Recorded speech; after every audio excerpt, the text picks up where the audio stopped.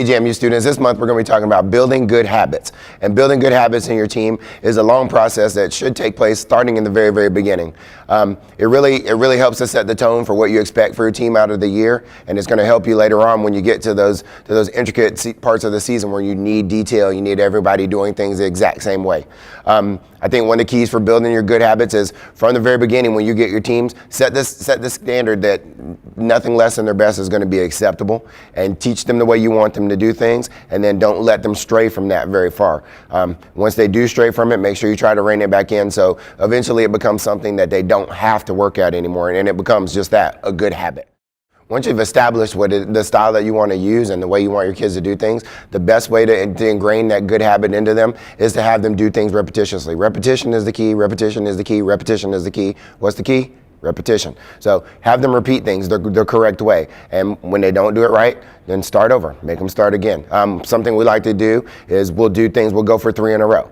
And we'll do a section where we're trying to hit it 3 times in a row with exactly everything we're looking for to be perfect in it. And if it's not, then it doesn't count. And sometimes we'll just let it go and we'll just keep going until we get to 3. Other times we'll make it a little even more difficult and we'll say you have to do 3 in a row perfectly. So if you get 2 in a row and then you don't do the right technique, if somebody doesn't smile or you're not setting the same way and it doesn't look exactly the same, then we start back over. So you're starting again from 0 and trying to get those 3 in a row. And I think that repetition, even the ones that they don't do correctly, is still helping to build that good habit, because there's people that did do it right. Not necessarily everyone made a mistake or did the wrong technique or didn't smile or weren't exactly sharp. So somebody's getting a good repetition out of it. So it's going to help to build and make it a lot easier for you to have that good habit where everybody's doing everything the way you want them to do. Another good helpful tool for building your good habits is to actually have your kids be able to see themselves performing.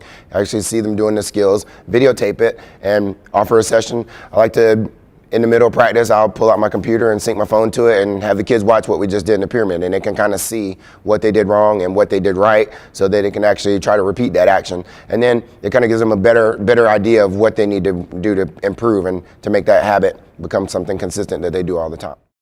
Another tool I like to use is I'll take my team and if we have 5 stunt groups, we'll line up the 5 stunt groups and each one will execute the stunt. And the goal is for them as a group to hit 25 of the stunt. So the first group will go and if they hit it perfectly with no mistakes and they dismount and they set out clean, then it counts. If not, then that one doesn't count, we move on to the next one. And however long it takes for us to finish, we get 25 of them. And what it does, I think, is it builds a camaraderie. It builds that, okay, I have to do this right for my group so mine counts, so that everybody else is not having to carry my weight, and it kind of gets them all involved and everybody's wanting to be the one to make theirs count for the group. And thus you're going to just create another environment where they have to be perfect and have to build those good habits. Simulation of the competition environment is also a good way to help to create good habits, because usually the most tense time in our year is when you're on the mat or if you're at a game on the sideline. And so simulating that environment and actually getting used to doing those things correctly under the most intense situation is probably one of the best things that you can do to build good habits in our sport.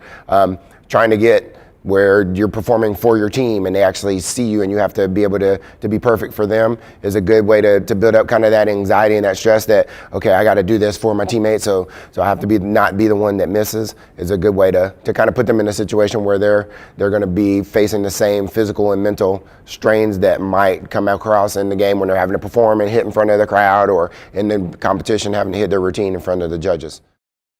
Another good habit that I don't think gets enough exposure or enough attention in practice is the actual habit of cheering on your teammates, actually getting those people that are on the mat with you or on the sideline with you to rally around each other for the same cause. And that's something that you build in practice every single day. I think it's really important that they understand that if there's criticism to be given, it should be from the coaches, and all the lifting up should come from their teammates, so that you're not beating each other down. So now you have that habit of, when you're in the most tense and stressful situation, the true colors of you that come out is the one that you grab your friend and you help pick them up and you help get them across that finish line, so we all working towards the same goal at the end.